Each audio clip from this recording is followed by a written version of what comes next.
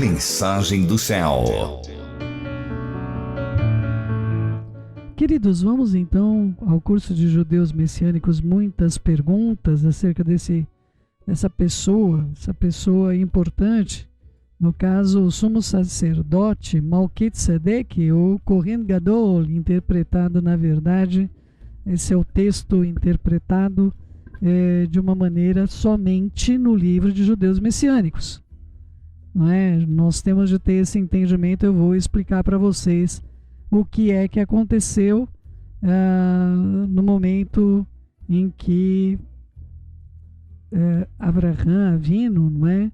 Ele viu o sobrinho numa situação difícil. Queridos, todas as vezes que algo ruim vai acontecer, as coisas dão sinais antes. O Eterno, ele vai trazer sinais para você, e cabe a mim, a você, interpretar os sinais. E nós vamos ver isso acontecer na vida de Ló, como você conhece, o sobrinho de Avram, né, que se torna Avraham. O Eterno transforma a genética desse homem e faz dele uma nova linhagem.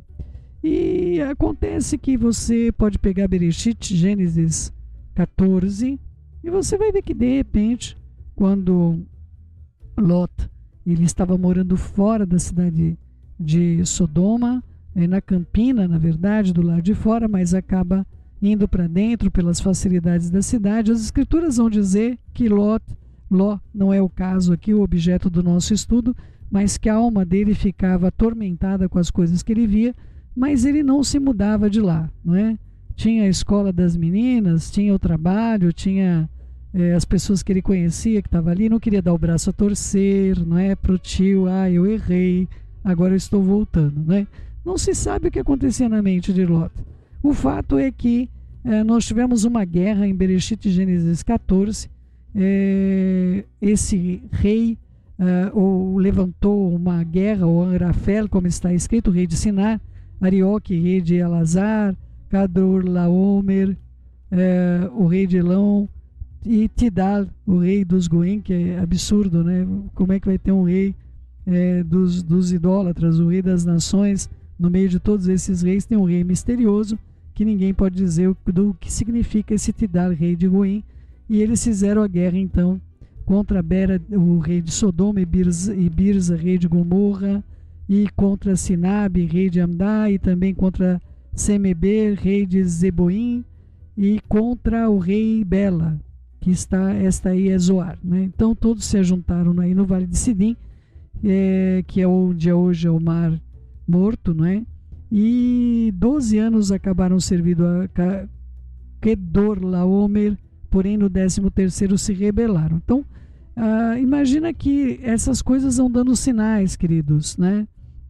O Ló foi para aquele lugar, e aí começou a ver, deveria ter altas taxas de impostos a serem pagos.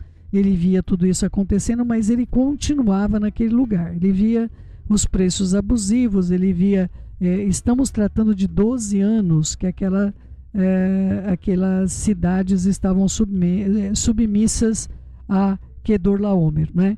Mas aí acontece que num dado momento eles se revoltam. Nós vamos ter a guerra então dos 4 reis contra os 5 reis, e aí eles vão, invadem aquele lugar e acabam pegando todo o povo daquela cidade, levando cativo também os bens. Se vocês verem o versículo 12, apossaram-se também de Ló, filho do irmão de Avram. Não era Abraão ainda, o nome não tinha sido mudado, no caso Avram para Avraham, em hebraico, que ele morava em Sodoma, já estava morando dentro da cidade, e dos seus bens, pegaram também os bens dele e partiram. Mas veio um que escapar e contou a Avram, contou para Abrão, o hebreu, esse que habitava junto aos cavalhais de Manre, o amorreu, irmão de Escol e de Aner, os quais eram aliados de Avram. Avram também tinha pessoas que eram aliadas a ele, e eu acredito que até ele falou: olha, meu sobrinho está aqui, eu me sinto constrangido de ficar perguntando como é que está a vida dele, mas eu tenho um compromisso. Ele fez um compromisso de cuidar do sobrinho na morte do irmão, que ele cuidaria daquele menino como sendo seu próprio filho, embora ele não confiasse no sobrinho. Vocês vão lembrar quando o Eterno fala que ele vai ter um filho, ele fala, então o meu herdeiro vai ser Eliezer, o Damasceno. Ele confiava muito mais naquele que ele pede para buscar uma noiva para o seu filho do que no próprio sobrinho. Ele não conseguia ver o sobrinho como herdeiro, não confiava nessa intemperança que o sobrinho tinha. Então, muitas vezes o Eterno quer dar coisa para você, meu querido, minha querida. O Eterno quer confiar coisa nas nossas mãos, mas aí o problema é se nós somos de confiança. Se eu e você somos pessoas que ele pode confiar, não é?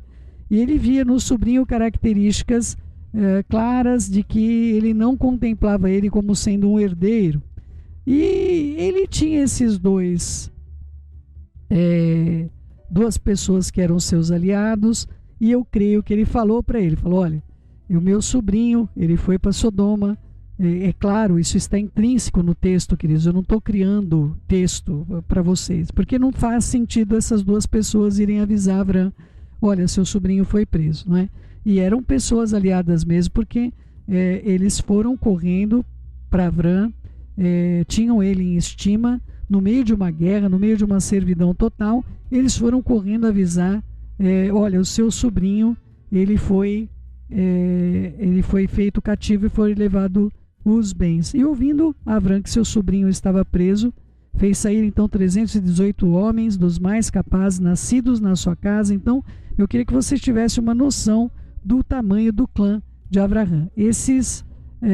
Não sabemos o tempo que Lot viveu em Sodoma. Não sabemos se esses 13 anos ele já estava em Sodoma. Nós não temos muito essa cronologia. Nós temos de pegar a idade de Avraham e vermos até onde ele vai. Ele vai até 100 anos. Ele foi chamado com 80 anos. Eu não tenho essa cronologia precisa. Neste momento, pelo menos, eu não tenho. Meu marido está ouvindo. Não sei se ele teria essa cronologia. Mas o que nós sabemos é que a cidade de Sodoma, ela estava sujeita a esses impostos forçados, a essa serviência para esses reis durante 12 anos. E aí no 13º ano se rebelaram, e aí no 14º ano, no ano seguinte, o Kedorlaomer e os reis que estavam com ele, que também eram seus aliados, vieram para invadir Sodoma e Gomorra, porque não iam se conformar de não receber o pago. E aí o que acontece? Avrão tinha esses homens nascidos dentro de casa, 318 homens capazes. Então eu imagino que para ele ter esses homens já amadurecidos, já maduros, nós temos um período considerável para Avrão ter essas pessoas de sua máxima confiança, e também vemos a dignidade que ele ganhava na região. Por quê? Porque o fato dele ter duas pessoas, uma morreu e o outro que veio como aliados da vida dele num momento de guerra, ele realmente tinha um posicionamento, corrigindo aqui já, sair 318 homens dos mais capazes, não 218, 318 homens dos mais capazes. E aí ele persegue esses homens até Dan, e repartidos contra eles de noite, ele e seus homens os ferem e perseguir até Obá, e aí que fica à esquerda de Damasco. Trouxe de novo todos os bens, a Lot seu sobrinho, os bens dele ainda, as mulheres e o povo. E após voltar Abrão de ferir a Kedorlaomer e os seus reis que estavam com ele, saiu ao encontro o rei de Sodoma no vale de Savé, que é o vale do rei. E aí aconteceu algo depois de ele voltar da guerra como vencedor, depois de ter atravessado um momento muito difícil, lidando com questões bem complexas. Encontra-se uma figura somente relatada aqui, né? E nós vamos entender, eu quero trazer para vocês a maneira que nós compreendemos e deixar que você tenha as suas impressões acerca dessa questão. Eu vou compartilhar a maneira que eu creio, a maneira que o meu marido crê, mas eu não estou trazendo um dogma religioso. Eu vou apresentar para vocês como nós cremos, entende? Nós respeitamos cada pessoa, o modo que ela entende os textos das Escrituras. Eu vou apresentar como nós cremos. Vamos lá. Bereshit 14, versículo 18. Melquisedeque, rei de Shalem, é o rei da Shalom, é o rei da paz. Trouxe então pão e vinho.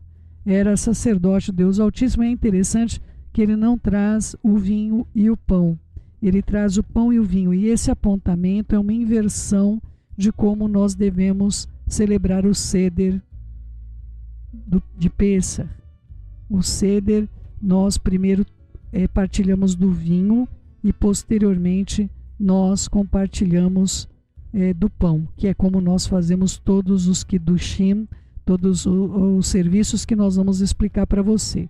Ele era sacerdote do Deus Altíssimo, El Elyon, e abençoou ele Avram e disse: bendito seja Avram pelo El Elyon. É uma parte bem interessante da figura de Mashiach, abençoar, invocando El Elyon, o Altíssimo, que foi a revelação trazida para Avram. O Eterno não se manifestou pelo nome dele antes de Moshe, tá bom? Então ele se manifesta como El Elyon, o Deus Altíssimo, e ele fala isso para Moshe: eu não me revelei pelo meu nome a ninguém antes de ti. Eu estou me revelando a você o meu nome secreto, meu nome sagrado, porque vocês vão precisar de fazer uso deste nome agora. O nome, esse som tem uma importância muito grande, o nome do sagrado.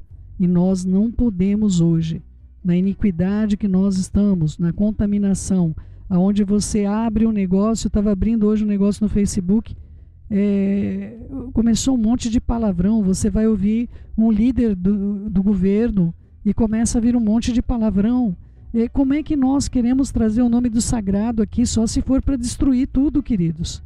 Há pessoas que não têm o menor entendimento.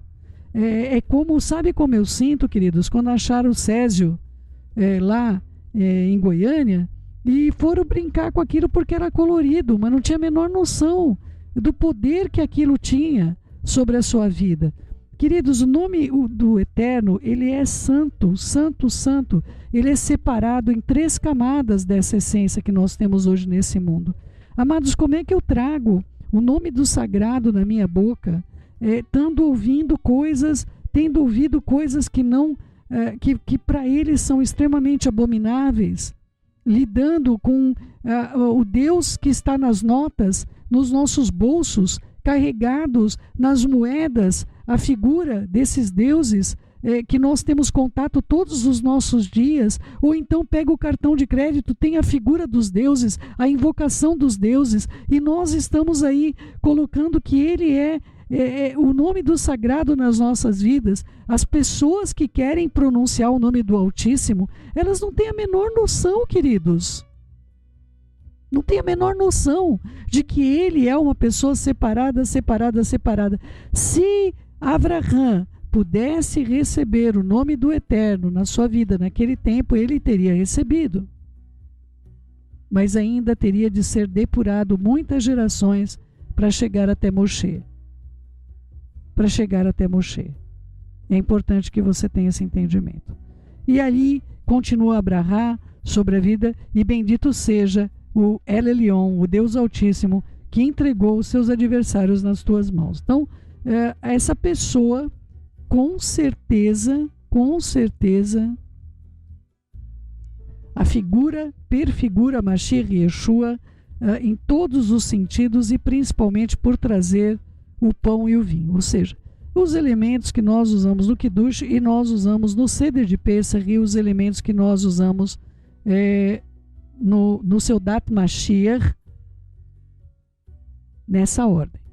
O Seudat Mashiach, Yeshua, ele inverte o Seder de Pêssar, e ele dá primeiramente, ele vai colocar o pão em primeiro lugar e o vinho posteriormente. Ele inverte. a ordem, exatamente como foi apresentado aqui para Avraham Avinu, que ainda era Avram, Abraão, que ainda era Abram, né? Abrão, aqui na sua tradução. E tudo lhe deu Abrão o dízimo. É a primeira vez que nós vemos essas características já conhecidas. Então, Abrão entrega o dízimo. Então disse ao rei de Sodoma, disse o rei de Sodoma a Abrão: dá-me as pessoas e os bens ficam contigo. Mas Abrão respondeu: eu levanto a mão ao Senhor, El Elyon. Aqui vai aparecer o nome do sagrado escrito aqui realmente nesse momento, mas nós sabemos que essa é uma narrativa de Moshe. Nós não temos como saber qual a revelação que ele recebeu quando ele apresenta o nome do sagrado dentro deste contexto, queridos. É um grande mistério para nós, ele invocar o nome do sagrado que não lhe tinha sido revelado. Que possui os céus e a terra, e juro que nada tomarei de tudo que te pertence, nem um fio de cabelo, nem uma correia de sandália, para que não diga: eu enriqueci Abraão. Então, é importante ter entendimento que quanto no encontro de Abrão com esta pessoa divina, esse sumo sacerdote não é tratado como Kohen Gadol, é tratado como Kohen, mas não Kohen Gadol, como é tratado no livro de Judeus Messiânicos, vai ser tratado como Kohen Gadol. Por que motivo? Porque ele entra no Santo dos Santos do Eterno, onde ele está, onde foi feita a imagem das coisas do céu, foi feita aqui na terra, dentro do templo, Beit HaMikdash, ou no Mishkan, uma cópia daquilo que Moshe viu nos céus, uma cópia simples das coisas que ele viu celestiais, para que fossem representadas na terra a glória do Eterno nos céus, e para que as pessoas se aproximassem dele. E assim o Mishkan, posteriormente o Beit HaMikdash, em Jerusalém, onde ele deve ser construído novamente, que é o templo sagrado. Nós vemos essa condição das coisas espelhadas do céu na terra, para que nós possamos fazer parte também das coisas divinas. Vamos lá, vamos falar agora um pouquinho sobre os elementos. Nesse momento, quando Abrão ele vem de uma guerra, ele precisa de uma santificação até para tomar a decisão que ele tomou de negar receber pagamento pelo que ele fez. Há coisas na nossa vida, queridos, principalmente com relação às coisas divinas, que nós não podemos receber pagamento por aquilo que nós fazemos. E ele estava diante de uma situação onde a revelação que ele recebe, a bênção que ele recebe desse sacerdote, segundo a ordem de Melquisedeque, coloca para ele força de discernimento das questões que ele deve tomar. Lot não vê isso que aconteceu como sendo um momento dele sair de Sodoma, estar com seu tio, se humilhar. Tinha um monte de pessoas da sua família, elas não queriam sair do lugar onde elas estavam. Ele acha que tudo vai dar certo, que com a vacina tudo vai voltar ao normal. Desculpe, queridos, é uma falha técnica, né? Então ele acha que nada vai acontecer, agora todas as coisas vão dar certo, e agora nós vamos voltar a prosperar, porque afinal de contas os reis foram derrotados, e agora tudo vai dar certo, nós vamos voltar ao normal. Mas mal sabe ele que em pouco tempo a cidade será completamente destruída e ninguém sobrará dela, e ele acaba trazendo uma dinastia de dois povos que se tornam malditos perante o nome do sagrado, Kadosh Baruch Hu. É importante que você tenha entendimento que as coisas dão sinais. E aqui, depois que ele volta dessa guerra, ele é abençoado por esse sacerdote de El Elyon. Ele abençoa Abrão e ele diz que bendito seja Abrão por El Elyon, que possui os céus e a terra, e bendito seja El Elyon, que entregou os seus adversários nas suas mãos. Duas bênçãos que nós aprendemos nós abençoamos as pessoas e nós abençoamos aquele que as abençoa. Então, para que nós possamos abençoar ao Eterno, para que eu preciso abençoar ao Eterno, é uma prática divina, eu preciso abençoar ao Eterno. Então, os homens têm o serviço cotidiano, onde eles vão bendizer ao Eterno, vão colocar bênçãos, vão abençoar, vão falar bem do Eterno, eles vão falar bem do Eterno. Enquanto todo mundo fala mal, nós vamos falar bem do Eterno. É para isso que as brachot servem.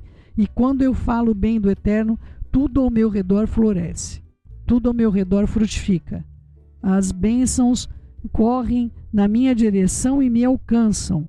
Mas não é por isso que eu devo abençoar o Eterno. Eu devo abençoar porque Ele é bendito para sempre. Ele é bendito para sempre. Todas as vezes que nós vamos ler o Shema, nós vamos falar, bendizei ao Eterno que é bendito para sempre. Eu vou dizer para você, olha, fale bem de Hashem, porque ele deve ser bendito para sempre. E depois eu bendigo, bendito seja tu, Hashem. Eu bendigo ao Eterno, eu abençoo ao Eterno. Não sei se vocês têm entendimento do que eu estou dizendo, queridos. Porque as orações que são feitas ao Eterno, na maior parte das religiões, elas não comportam o que o Eterno ordenou que fosse feito. E aqui eu tenho as duas colocações que Mashiach e Yeshua, eu creio de todo o coração que foi Mashiach e Yeshua que trouxe essa revelação para Avram, e ele compreende, olha, eu fui abençoado por Mashiach e Yeshua, e posteriormente ele abençoou o próprio Eterno. Eu não posso abençoar se eu não for abençoado. Eu não tenho como ser, se eu não for abençoar, e se eu não receber, eu não tenho como dar. Se eu não receber essa bênção sobre a minha vida, que o Eterno fale ao seu coração e revele isso na sua vida, o porquê nós fazemos o serviço desta maneira, em nome de Yeshua. Que você tenha entendimento sobre essas questões. É o que Aruach deseja que você saiba, principalmente nesse tempo.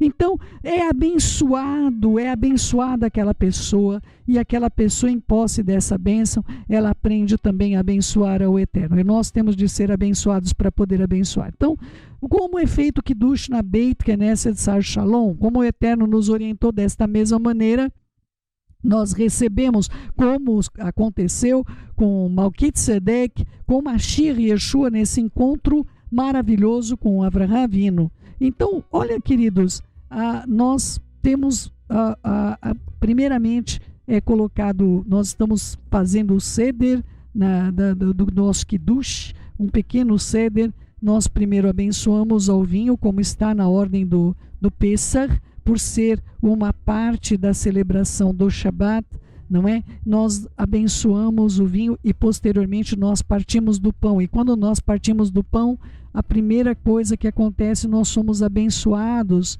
pelo Urosh. O Urosh passa essa bênção para nossas vidas. E depois que nós recebemos essa bênção, nós ingerimos essa brahá por meio deste pão. E aí nós vamos, a brahá, que significa bênção, nós vamos abençoar outra pessoa com aquele pedaço de pão. Que nós recebemos uma porção desse pão, chamado halá, é um pão preparado com bênçãos, especialmente pronto para fazer as coisas sagradas. E nós somos santificados das guerras que nós tivemos durante 6 dias de trabalho.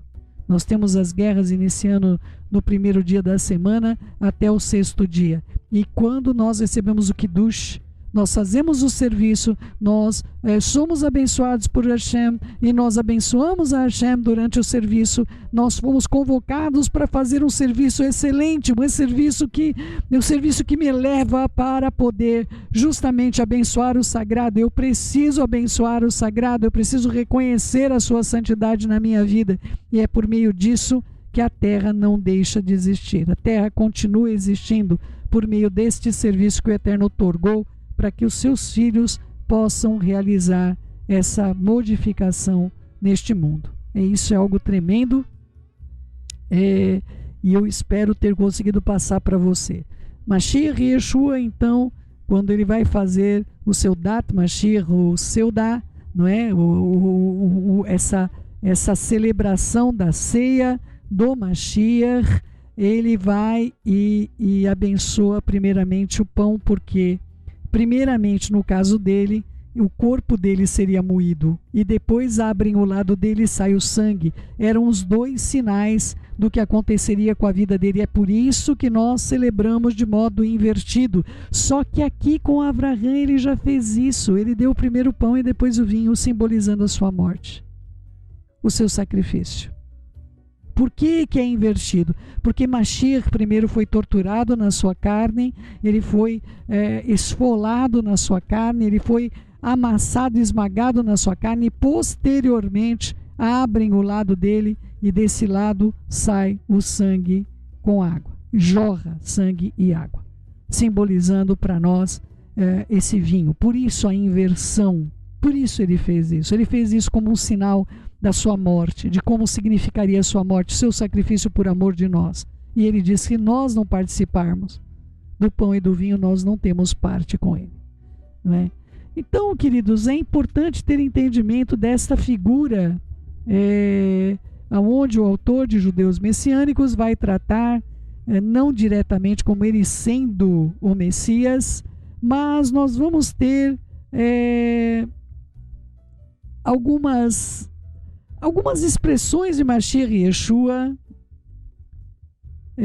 aonde é bem complexo nós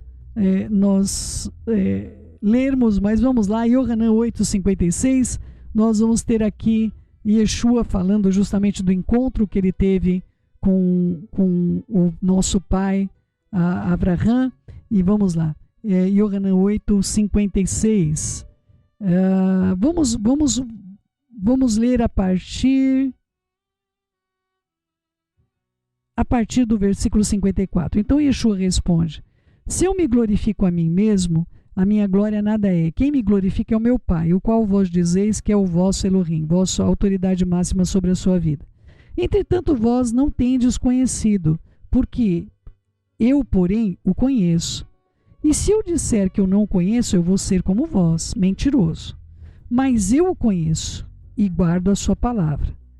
Abraham, vosso pai, alegrou-se por ver o meu dia, viu e regozijou-se. Ou seja, Abraham encontrou-se comigo. E aí eles perguntam, olha a pergunta deles para vocês entenderem como a tradução nossa está torta. Eles perguntam, os judeus perguntam no versículo 57, tu ainda não tens 50 anos e viste Abraham?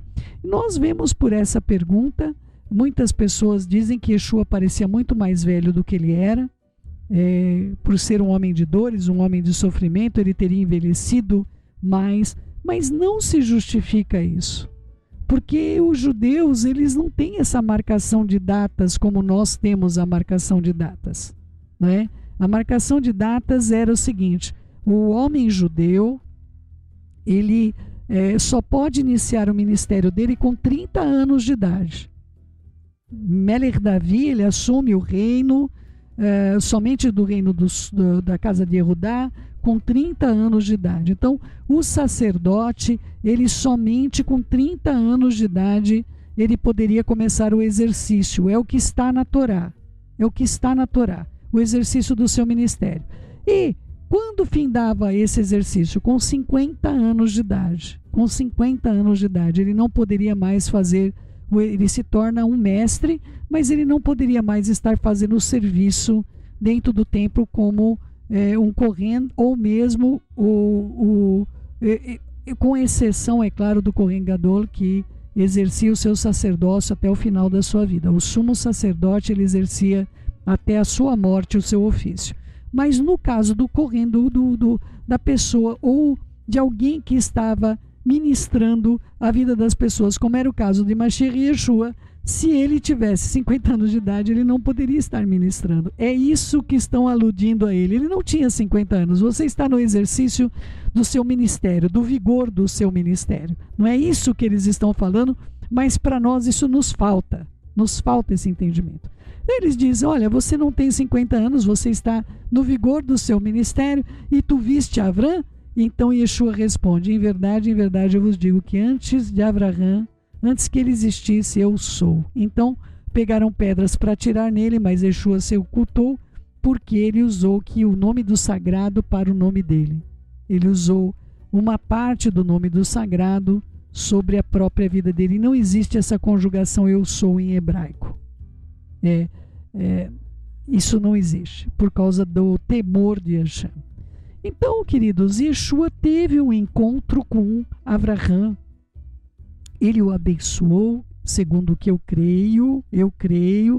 Estou aberta aqui a outra interpretação, mas é o modo que eu creio que ele mesmo ensinou para Abraham como se santificar das guerras.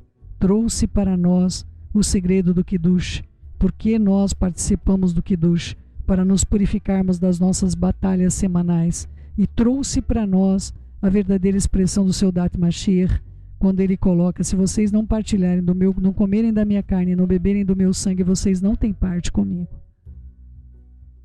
É muito importante ter entendimento sobre a colocação que para mim excede ao que o que está no livro dos judeus messiânicos com relação a Malquisedeque. Nós vamos continuar falando sobre Malquisedeque, o Melquisedeque, como está na sua tradução, porque o autor de só tem 2 lugares, queridos, nas escrituras, fora o livro de judeus messiânicos, que vão tratar acerca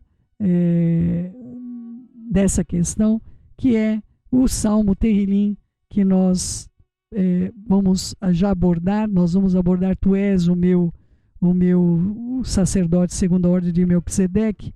É um Terrilim que nós vamos estudar sobre ele, mas fora isso, e esse texto de Bereshit, nós não temos outra menção sobre Melquisedeque. Eu espero ter abordado com você o entendimento que nós temos nesse ministério acerca da vida desse personagem tão importante nas nossas vidas. Queridos, vamos orar? Pai querido, em nome de Yeshua, nós te damos graças pela tua bondade, pelos teus mistérios, desde que nós recebemos essa revelação sobre Malquisedeque, que eu creio de todo o meu ser. Mashiach Yeshua teve encontro com o nosso pai Abraham, e Mashiach está vindo para nos encontrar. Eu não sou digna dessa bondade tua com relação às nossas vidas. Nós também temos um cavalo branco, um cavaleiro com um nome fiel, verdadeiro, e ele vem cavalgando sobre os ventos, mas ele não vem cavalgando para nos destruir, e sim para trazer todos aqueles que são teus. E isso é tremendo, Pai. Que plano maravilhoso, como o Senhor é inteligente. Meu coração te admira, e ainda que eu conheça tão pouco, que o Senhor possa se manifestar cada vez mais nas nossas vidas, para que nós possamos continuar te conhecendo, porque o Senhor só tem feito bem, só tem feito que nos abençoe no meio de um mundo, Pai, que intoxica as pessoas, que cria coisas contaminantes para os seus corpos. O Senhor cria condições descontaminantes para as nossas vidas. Isso é algo maravilhoso. O Senhor usar elementos da natureza para fazer coisas tremendas e de modificação, para que nós possamos cada vez mais ser humanos no meio de um mundo que esqueceu de amar, esqueceu o que é verdadeiramente seguir em amor. Eu peço ao Senhor, Pai, pela tua bondade infinita, pela tua misericórdia transcendente, que o Senhor possa agir na vida dos nossos enfermos de modo soberano, na vida daqueles que carecem de te conhecer. Nos ajude, Pai. O que é para fazer? O que é para fazer, Pai? Colocamos as celebrações tão importantes, marcos da nossa vida. Nos ajude a cuidarmos dos nossos irmãos do melhor modo possível. Eu peço ao Senhor também que nos dê entendimento, que nós também vamos nos encontrar com o Rei. Nós vamos nos encontrar com o nosso Rei, Pai. Ajuda-nos a estarmos prontos, preparados, e depois disso, nos portarmos como Abraham, dizendo que nada queria desse mundo, nada que pudesse corromper a sua boa atuação. Coloco diante de ti, Pai, cada uma das vidas que necessitam forças para seguir nesse mundo. Que o Senhor os proteja, os abençoe, os guarde, o seu íntimo. Pai, aviva o teu Espírito nos nossos corações. Eu preciso estar pronta, Pai, para segurar tantos braços. Por favor, Senhor, me ajude a ter forças para cuidar de cada um deles. Opera o teu querer, Pai, nas nossas vidas. É o que eu te suplico, Beshem Yeshua HaMashiach. Que assim seja, assim seja.